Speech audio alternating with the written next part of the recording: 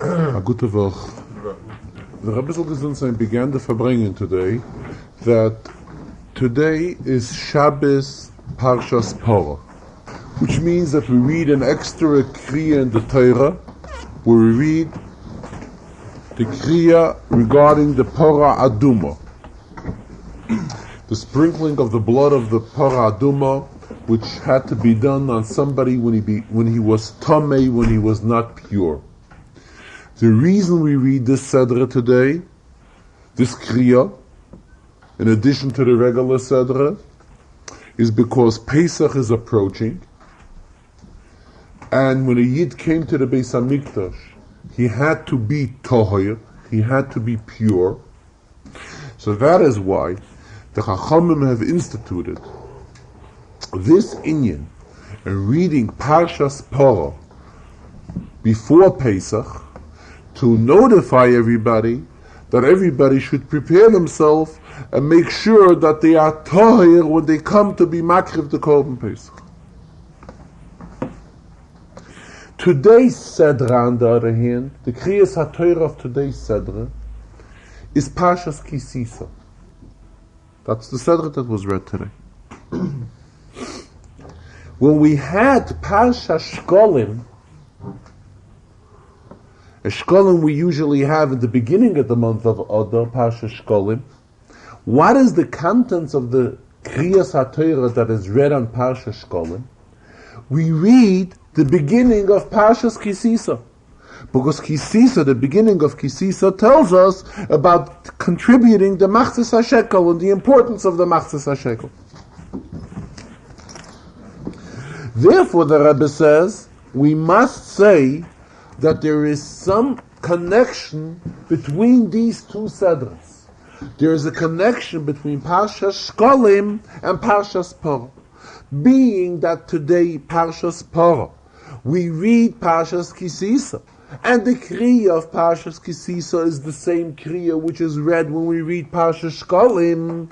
So we must say that there is something in common between of all these inyanim, between the contents of Parshas Shkolim and the contents of Parshas Porah. There is a davar hashava, there is something in common between these two things. The inyan of Shkolim is always read before Purim. It's a famous Chazal. Chazal tell us that the Shkolim of the Yidden came before the Shkolim which Haman offered. Haman offered Achashverosh Aseres Alofim. He's going to give him a tremendous amount of money. He should accept his suggestion, fulfill his decree. Chas v'shalom. So the Gemara uses the expression Kodmu, came before the Shkolim of the Yidden to the Shkolim of Haman. It is through the strength of the Shkolim which the Yidden contribute that this disturbed and did not let the Shkolim of Haman have any effect. Kodmu shikleichem lishkolov. So that is the inyan of Parshas Shkolim, the contributing of the Machzis HaShekel, that is always done before Purim.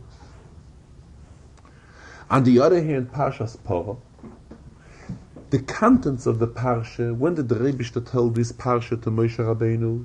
So Chazal tell us that the Rebishter told him that on Beis Nisan, 2 days in the month of Nisan.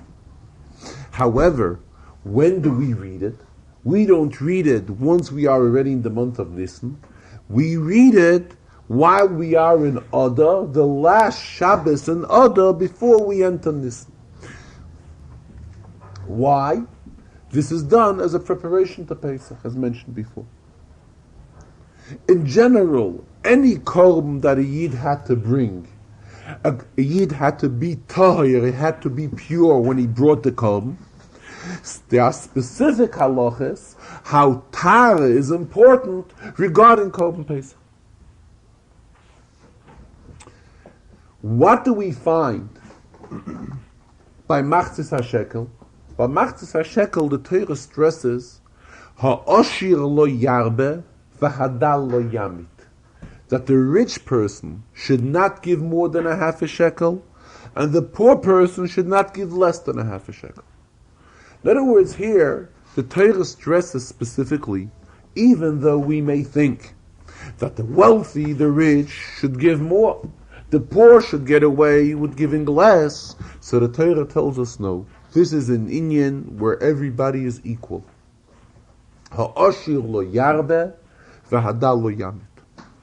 So Rabbi explained, even though by many mitzvahs we find the concept of ha'ashir lo yarbe, v'hadal lo yamit, whether we are talking about an ashir and a dal, a poor and a rich, materially, or we may be talking about the poor and the rich spiritually. Ein ashir ela bedas ve'ein ani ela bedas. On the spiritual level of poverty and a spiritual level of wealth.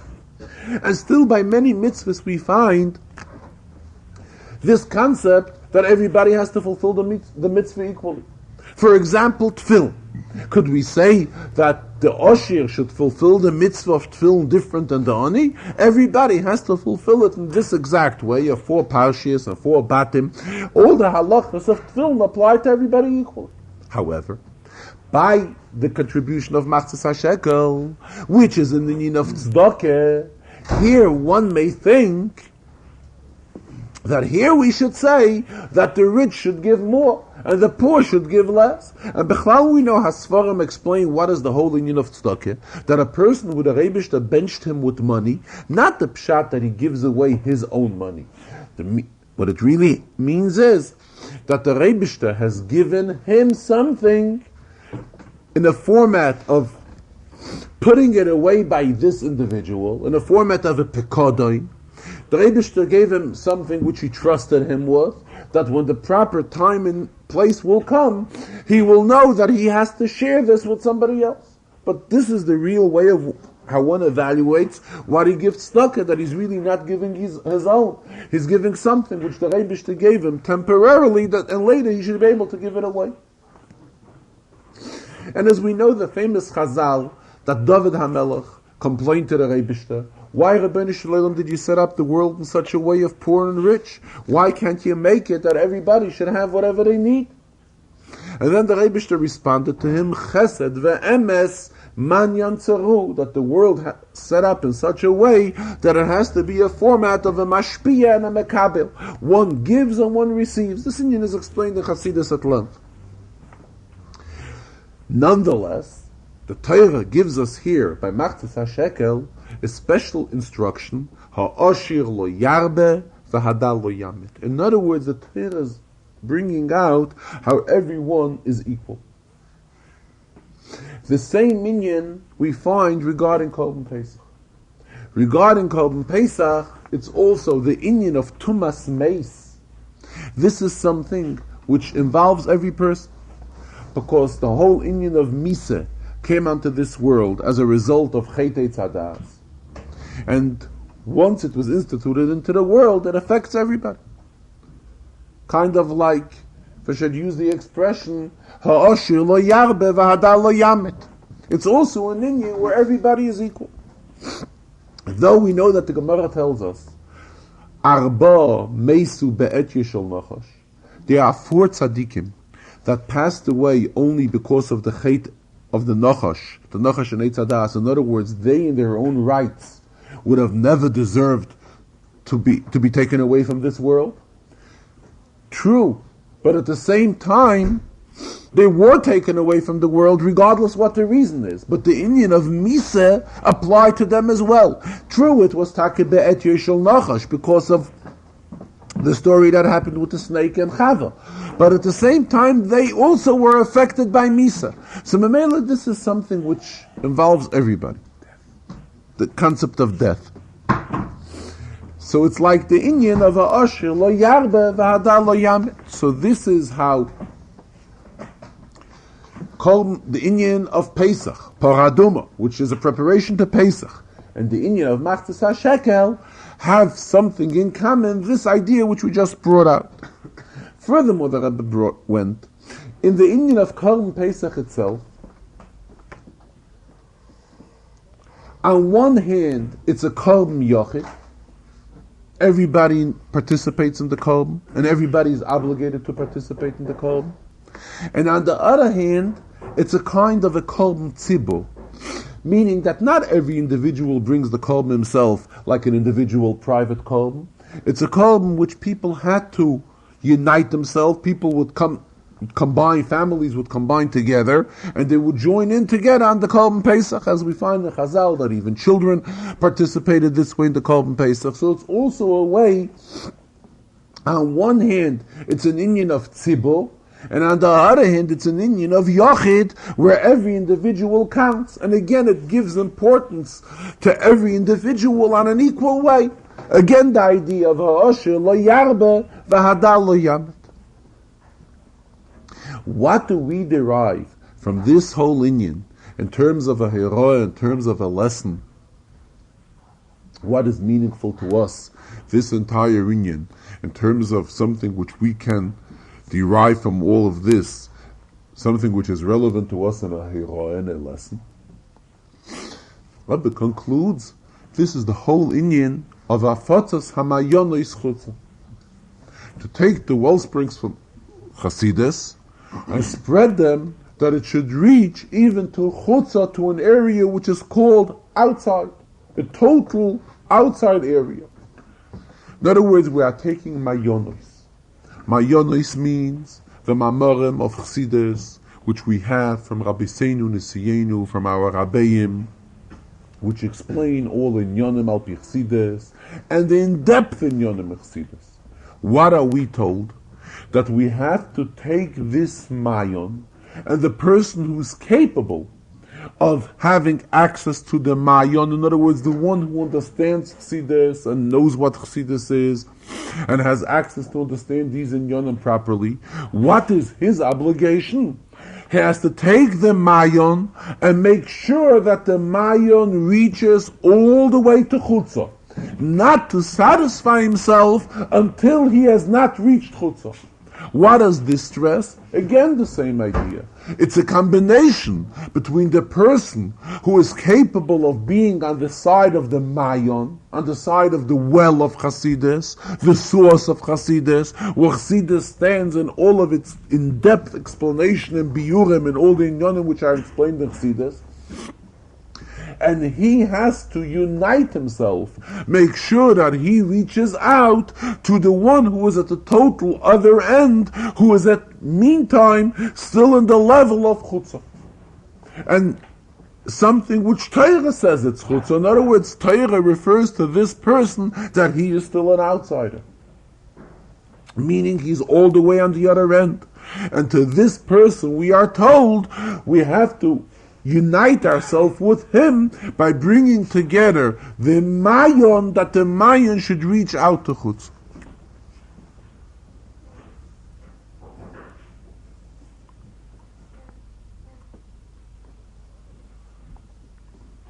Now the Rebbe continued that today is Parshas Kisisa.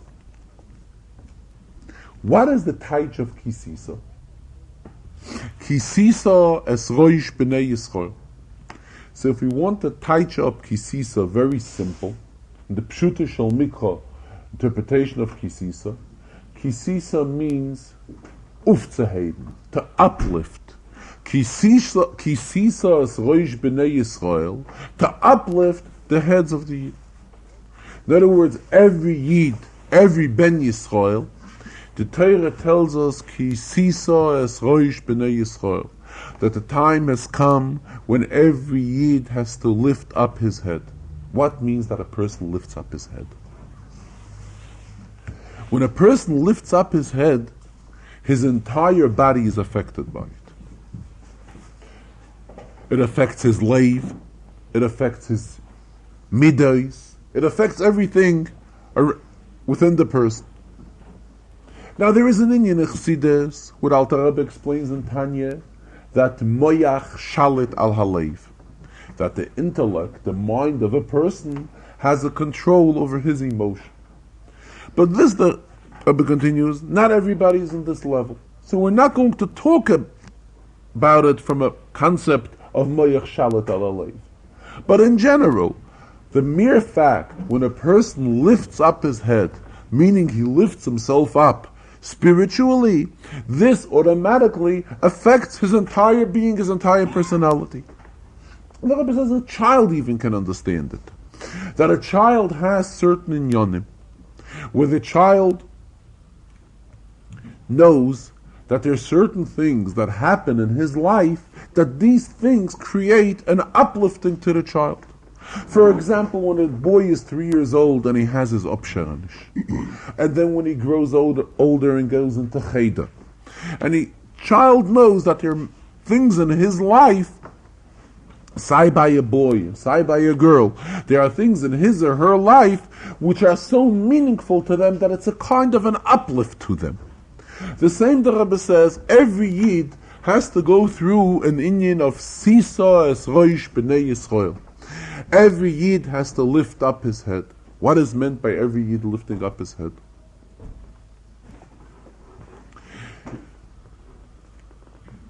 So the Rebbe continued, means simply that every Yid has to see to it, that he has to get involved in kviyas itim b'Torah.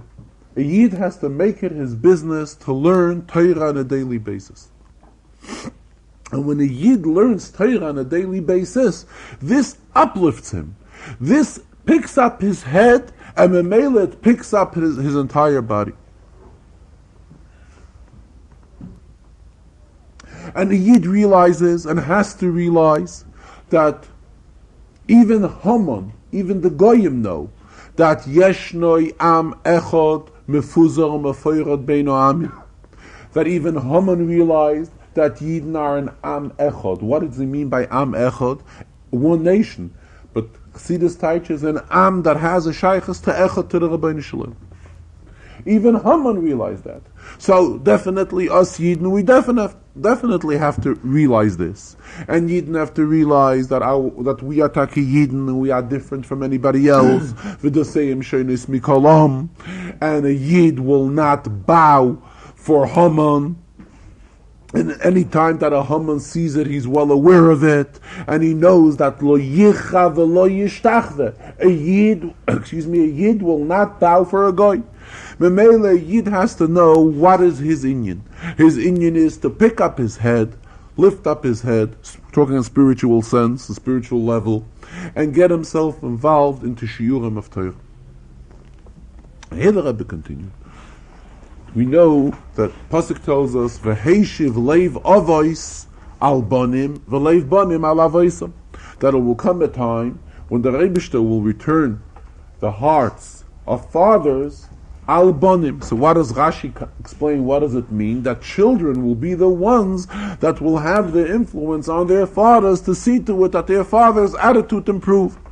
The Mela the Rebbe continues, it's the obligation of children when they see their father at home, to see to it, that to demand from their fathers that their fathers get involved in more and more shiurei Torah. Now the father is going to say that it's a yom ha'maisa, it's a day of work, and he's busy, and he worked all day. So how can we demand from him that he should learn now? And the inyan of Talmud Torah, he was yaitze. He said the beraisa. After saying birchas HaTorah in the morning, he says the beraisa of Elu Dvarim Shein Lo Mashiach. So he already had his share in Talmud Torah. And the child looks at his or her father and sees that the father says Elu Dvarim Shein Lo Mashiach, and whatever is mentioned in there, the father fulfills. HaPeyav, HaBikurim, v'Harayoin, everything, all the good things that we are told that are unlimited and we have to do, he sees that the father does it. Hava Shalom ben ish liishta, she sees that there's peace at home between husband and wife. But then it comes to the end. The end says, V'salmo Torah keneget kula, that Talmud Torah supersedes everything. Memela, here the child demands from her father, or from his father, that the father should fulfill the inyan of having a kviyas itim b'Torah, regardless any type of involvement, and whatever the father may claim that he's busy, it's a yom ha'maisa, and he doesn't have the time. So we are told, v'salmu Torah keneget kula. V'mela, when we realize the importance of Talmud Torah, that Talmud Torah is keneget kulam, then we automatically will come to a realization that we have to have a proper Shia b'Torah on a daily basis. And Rebbe demanded this in you very strong, the importance of Limud HaTorah daily. And then he concluded that Kisisa Rosh B'nai Yisrael, it's brought in Sfarim that the Pasuk is referring to Roshei B'nai Yisrael, to the leaders of Klal Yisrael. Now we were teaching Rosh B'nai Yisrael that this has a shaykhus to every year. But Sfarim explained that there's an Indian of Rosh B'nai Yisrael, the leaders of Yidden. There's a famous Gemara which the Rebbe mentioned. Afilu, any type of appointment is min hashamayim. So when we're talking about somebody who's in the position of a Rosh B'nai Yisrael, it is definitely min hashamayim. So Memele, Rebbe is trying to get at both pirushim. This attitude of one uplifting his head, Kisisas Rosh B'nai Yisrael, fulfilling the inyan of Ufheben dem Kop in terms of being involved in Limud HaTorah v'Salma Torah Keneged Kulam, this ties him together with the Rosh B'nai Yisrael, with the Rosh B'nai Yisrael. And on the other hand, Chas v'Sholem, when Yidden are lacking in the fulfillment of Kisisas Rosh B'nai Yisrael on the individual basis, this Chas v'Sholem has an effect on the Rosh B'nai Yisrael, on the Rosh B'nai Yisrael, who's the Rosh B'nai Yisrael, the Nasi Adayah. So this again stresses the importance of the obligation for each and every one of us to fulfill this inyan of Kisisas Rosh B'nai Yisrael. Everyone should lift up his head. And what do we mean by lifting up his head? One lifts up his head, meaning that inyan of Limud HaTorah, and this will have an effect on the entire body, on the entire person, until the extent of the Rosh B'nai Yisrael. The Rosh B'nai Yisrael. As is customary in the Farbrengens that the Rebbe explains in inyan, the Rashi, as well as in the Rambam, there's in Pashas Kisisa, Rebbe raised two questions in two Rashis.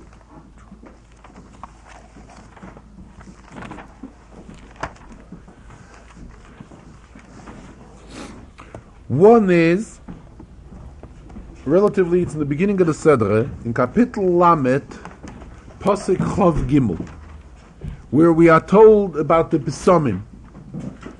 Vaydaber Hashem el Moshe leimer, Va'ato kach lecha Pesomim roish, mor deroyer, chamesh meyos.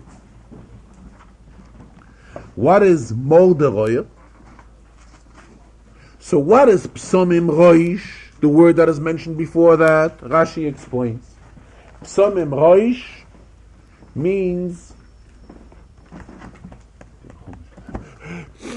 chashuvim. It's a prestigious type of a spice. What means mo deroyer? Rashi doesn't say anything. Go back to Kinman Boisem. Rashi does explain.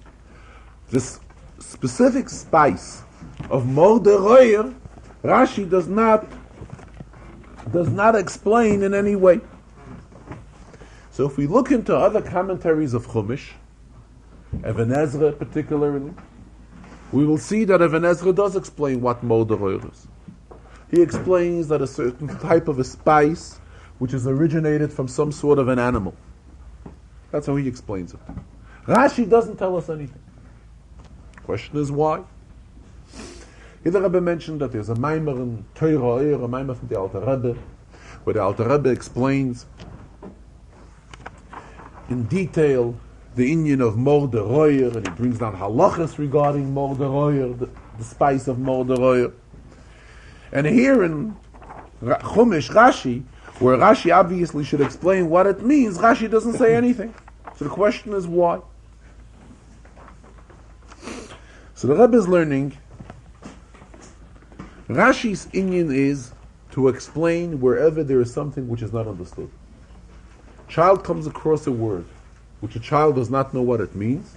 Rashi has to explain him what this word means. Now the child is coming across the word more. The word mo can be spelled mo with a chametz, can be spelled moyer with a chaylim. It still means the same. Mo, the child knows that it means a type of a spice.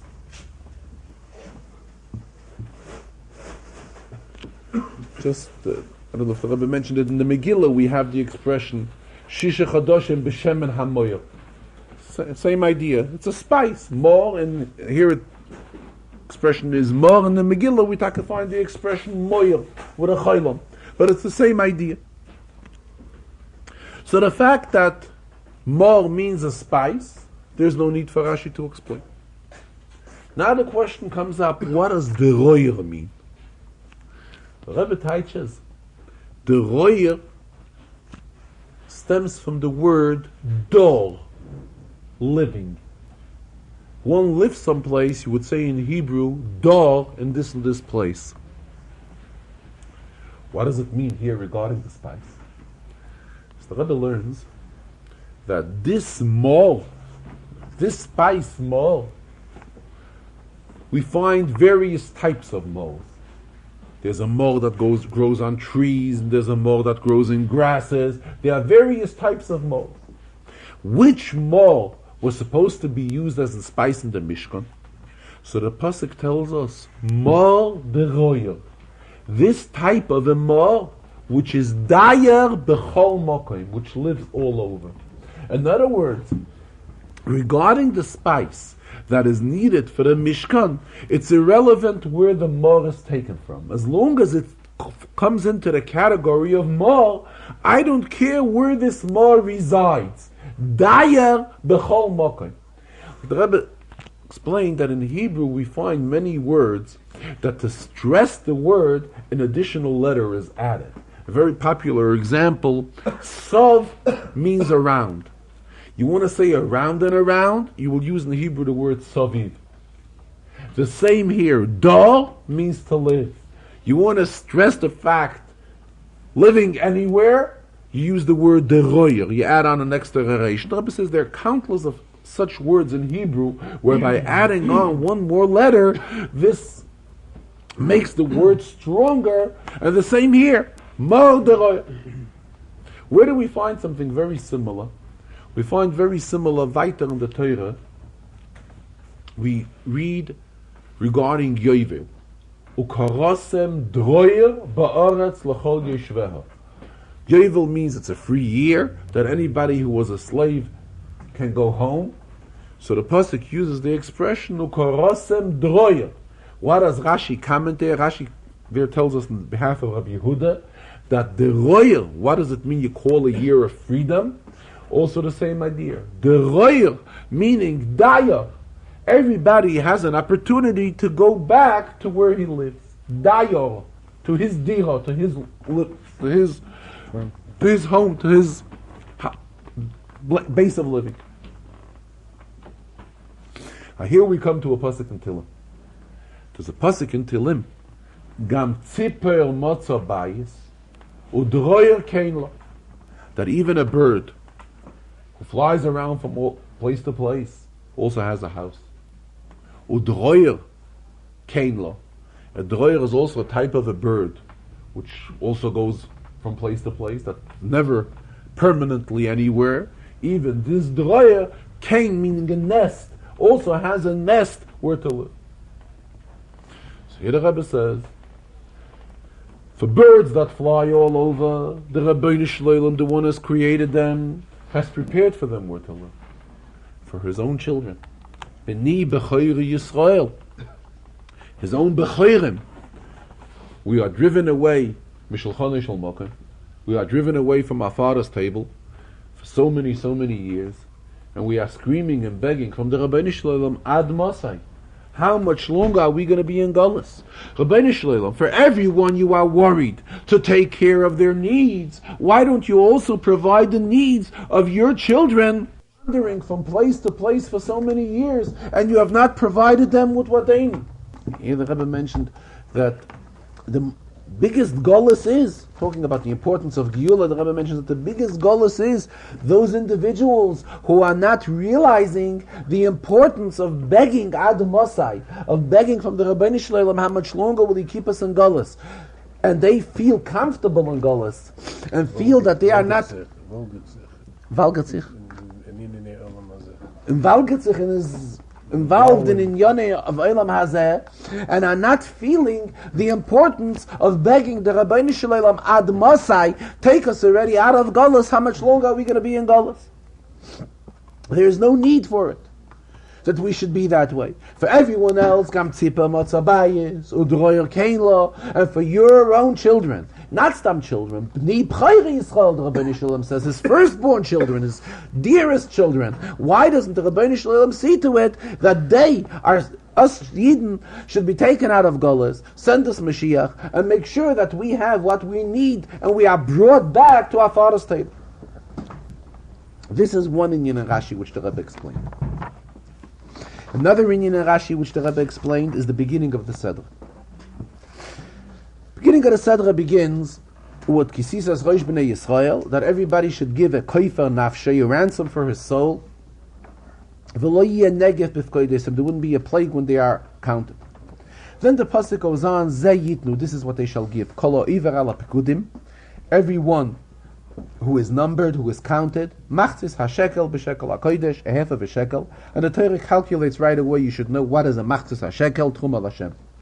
Then we go down to pasuk Yudalet. Yudalet.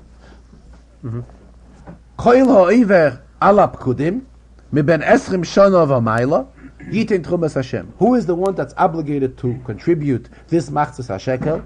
Anybody who is being numbered, who is being counted from age 20 and up. If we look into Rashi, miben esrim shana v'mayla, Rashi tells us, limdach kan, we are taught here, she'ein pochois miben esrim yoytze latzova, that somebody who is under 20 does not go out to the army, v'nimne bichlal anoshim, or to be numbered among men, v'nimne, to be counted, bichlal anoshim, in the count of men. So I was asking a few questions. First of all, why get involved here? What is the age of a person to go to the army? This we will read about weiter in Bamid. Bamidbar, the Torah tells us that a person from age of 20 would be joining the army. Before that, not. Then Rashi adds on something else. Once he reaches the age of 20, he's nimne bichlal anoshim. He's counted amongst people. Where do we find such a category in the Torah that when one reaches the age of 20, he's counted in the count of people? What's before that? The child who is learning is well aware that there's a need of bar mitzvah. And he knows that once he will become 13 years old, that is when he's obligated to do all mitzvahs. Here we find an Indian of 20. And once an individual reaches the age of 20, excuse me, he's nimna bichlal anoshim, he's counted, numbered amongst men, amongst people. So the Rebbe explains that if we look into these psukim, normally we know the practice in the Torah is usually when the Torah tells us a mitzvah, first the Torah tells the general mitzvah, then the Torah tells us the mitzvah in its details. The Torah starts getting involved in the details, how we go about to fulfill the mitzvah. Here the psukim, the Rebbe says, are kind of strange. First the Torah tells us, V'nosnu ish koifa nafshe l'Hashem b'vkodeisam, they shall give. What should they give? Torah didn't tell us yet. Torah says, Zeh yitnu kol ha'over ala pekudim. Right away the Torah says, who should give? Those who are over ala pekudim. Then the Torah gets involved, machzis hashekel, and right away explains in detail a half a shekel and how much a half a shekel is. Esrim gera is a shekel, and this is half of that. Then the Torah goes back, being that we just said who should give kol ha'over ala pekudim. So pasuk Yud Dalet is a kind of a continuation to pasuk Yud Gimel. Who is over ala pekudim? Miben esrim v'mayil. It's like going back and forth. First we say the over ala pekudim should give. Then Torah says how much the giving is and explains. Then the Torah goes back. Who is called an over ala pekudim miben esrim shana v'mayil? Then the Torah goes back into details. Ha'asher lo yarbe, v'hadal lo yamit. Kind of the psukim the Rebbe says are here different than all over. It's kind of giving out rules and going back to details and again going back and forth. And this is what Rashi is here to explain. And the truth is that these Rashis here are really one Rashi. It's not different Rashis. One Pirush and then another Pirush. It's all one lengthy explanation explaining the inyan of Machzas HaShekel. Why is it broken up into different pieces? Rabbi says that Rashi in this one long Pirush quotes words from the Psukim because he has to explain us the Pasuk, the inyan. When the printer saw that Rashi is quoting words from the Pasuk, he knows that when a quotation from the Pasuk is made, this is the beginning of a new Rashi. So that's what the printer on his own made it into a group of small Pirushim here in Rashi. But really this Miben Esrim Shana V'Mayla is coming as a continuation to explain all these Psukim here. To explain Rashi here is not explaining words, Rashi is explaining the inyan of Machzas HaShekel. Now, why does Rashi add on Shein Pachis Miben Esrim Yoitzel Etzava? Because Rashi is telling you why an inyan of 20. The child knows that there's an inyan of Bar Mitzvah. Why do we find here an exception of age 20? So Rashi gives us the reason for this is because at the age of 20 one would join the army. And Nimna Bichlal Anoshim. What does that mean? Let us refer back to what we learned in Pashas B'Shalach. In Pashas B'Shalach, when the Yidden were told by the Rabbeinu Shalom how to go about the war with Amalek, what does the Pasuk say? That the Rebishter is telling Moshe, Bchar lonu anoshim. Go out and select anoshim, people. So there Rashi tells us what were the qualifications of an individual to go out and take part in the war with Amalek. And also who was taken? People from 20 and up. What do we see from that? That once somebody joins the army, and he's the age of 20 and he's at the age of joining to be a Yotzei Tzava, be Yisrael, he goes into being called in a category of a Ish, of Anoshim. Just like the Pasuk in B'Shalach uses the expression when the Yidden had their first war, which was with Amalek, the Pasuk says, Bechar lonu Anoshim. So from there we know that when he's age of 20, and he's a Yotzei Tzava, he is Nimna Bichlal Anoshim. So this is what Rashi means, not the pshat, where do we find the inyan of one being of a counting of Anoshim, or an inyan of at the age of 21 reaching a certain level of Anoshim? We find it. Where do we find it? By Milchemes Amalek. Bechal lonu Anoshim is meant at the age of 20. So we can understand why Rashi refers to it over here also, to give us to understand why at the age of 20 one joins the army, because this is based on the tzivui of the Torah, which the Rabbeinu Shalom told Moshe Rabbeinu when the Yidden had their milchama with Amalek. Regarding the Shiurim in Rambam, it is in Hilchas Shabbos. And in Hilchas Shabbos, regarding the inyan of Lametes Melachos. And regarding Lametes Melachos, the 39 Melachos, probations which were prohibited to do on Shabbos, and the expression goes, Arboim chasar achas, 40 less 1. A little bit tied together, being that here there's an expression of 40 less 1, but we are using the expression 40. To this week's Sedre, what we have, the inyan of Moshe Rabbeinu going to the Rabbeinu Shalom and spending 40 days to receive the Torah. It's also an inyan of 40. Because Moshe was Bahar, Moshe went in Shamayim, Moshe was in heaven for 40 days. The Rebbe says he always tries that the inyan that we learn in the Rambam should have a shayches to the inyanim which we discuss in the Farbrengen, to the inyanim which he's demanding in the Farbrengens.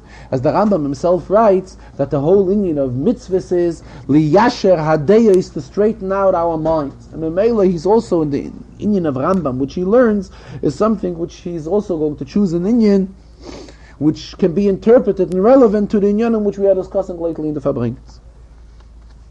The Rambam, discussing the various melaches, discusses the melache of boine, of building, construction. We are prohibited from building on Shabbos. Now, if we look through the Rambam, we will see that almost all melaches have shi'urim. In other words, a person, when is it considered that he has transgressed and done something which is prohibited to be done on Shabbos? When he does it in a certain quantity, that is when it's considered transgressing this specific thing. If it is not done in a certain minimal quantity, he was not over the aveira to the extent that he deserves a penalty and so forth.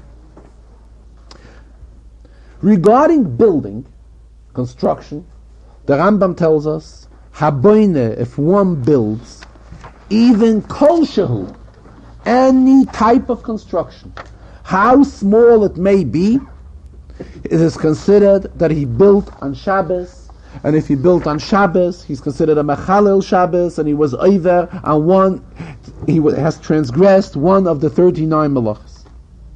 What do we see here? That regarding building, kol shehu, anything which is done is considered to build. Same when we're talking in the spiritual level.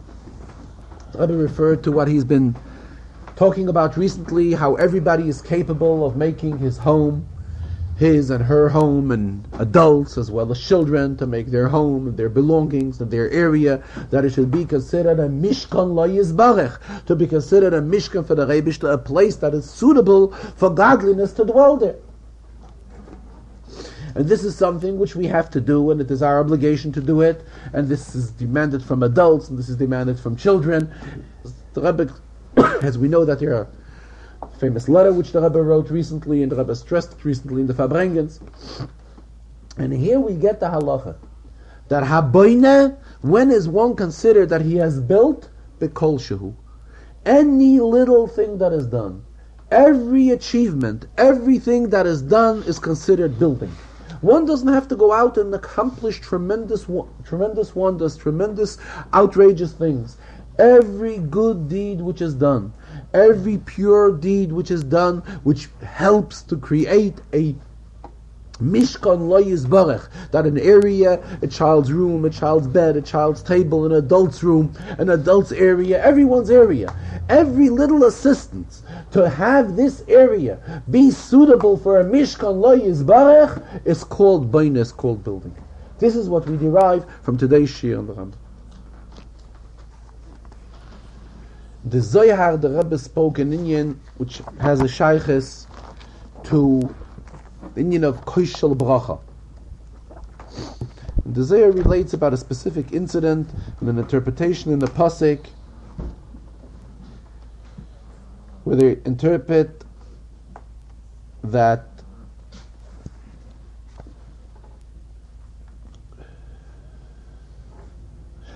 that all the nations will flow to him. What does it mean? So the Zohar interprets that it means afilu noshim iktanim, even women and youngsters and children. And the Zohar says afal gav the noshim viktanim pturim min mitzvahs, even though there are many mitzvahs which they are not obligated to do. Still the Zohar continues, because the bracha hakol chayovim, and koshel bracha they are obligated. The Rebbe explained this inyan. But he explained that we know that the Medrash tells us, Magi devarav li Yaakov, chukav mishpatav li Yisrael. It's a pasuk in Tehillim. So the Medrash says that whatever HaKadosh Baruch Hu tells us to do, he himself also fulfills. Magi devarav li Yaakov, the dvarim which he tells Yaakov to do, chukav mishpatav li Yisrael, his laws which he tells Yidden to do, he himself fulfills them as well. So B'mela the Rebbe demanded, if the interpretation is, as the Zohar interprets the pasuk, that Noshim Uktanim will be receiving Koshel Bracha, they are obligated in Koshel Bracha, so the Rebishter has to give a Koshel Bracha to everybody. So the Rebishter has to fulfill this as well and see to it that Koshel Bracha should reach to everyone, to Noshim, to Ktanim, to everyone. The Rebishter has to see to it that Bracha reaches to everybody. Because if they are obligated in it, so the Rebishter as well is also obligated to do so. So the obligation of the Rebishter is to see to it that Kosh Shel Bracha reaches everyone, including Nosha Muktanim. Throughout the Farbrengen, talking about the Indian of demanding Mashiach and Ad Mosai, there were many, many expressions from the Rebbe that it is mamish, the end days of Golas. And if the Gemara uses the expression Kvar Kolu Kol HaKitzim, that all the calculations and times for Mashiach to come have already passed by, it is already the highest time that Mashiach comes, it is Ikvese de Mashiach, as the expression goes. It's in terms of generations, we are already down at the toe, and it's already the bottom time that Mashiach should come. Rabbi said, in Ikvese de Mashiach itself, it is already Ikvese de Ikvese, it is already the final stages that Mashiach must come, and Mashiach should come and take us all out of Golas. Ad Mosai. How much longer are we in Golas? At the end of the Farbrengen, the Rebbe also reminded again on the Indian of Asei L'cho Rav, that everybody should see to it to have a Rav, and even though it is not easy at times, so the Mishnah uses the expression Asei. Asei in Hebrew stems from the word Meloshen Kviya, Meloshen force. Sometimes something is not desirable, we have to force ourselves to do it, as long as to make sure that it is done. Rabbi spoke Purim about it, and he spoke about it today again. He says the Gemara tells us that there are 3 ways to recognize Yidden. There are 3 simonim on Yidden. What are the simonim? That Yidden have these 3 midos within them. Rachmanim, Baishanim, and Goyim Lechasodim. They have pity, a feeling of rachamim. Baishanim, there's a feeling of embarrassment. In other words, a person feels ashamed, a feeling of shame, by shonus, to be ashamed to do certain things, to be embarrassed to do certain things. And then the concept of Gemilas Chasadim, to go ahead and help one another. With these 3 inyanim, Yidden are identified throughout all the years. The Mela the Rebbe says the attitude of the Rav, who's taking care of his Talmidim, also has to be such to make sure that his attitude is in this way, and he also brings in an attitude of Rachmanis, Baishanus, and Gemilas Chasadim into all of his Talmidim. The Rebbe also reminded that being that we are already before Pesach, that it is the time to prepare ourselves for the Mitzvah of Pesach, and everybody should do whatever is within their power to prepare ourselves to the Mitzvah of Pesach. All of the inyanim that have a shaychus to Pesach, matzahs and moes chitim, to see to it that everybody has to be able to enjoy a festive yontiv and a proper yontiv, all the needs to be able to have a kosher and freilich Pesach. A good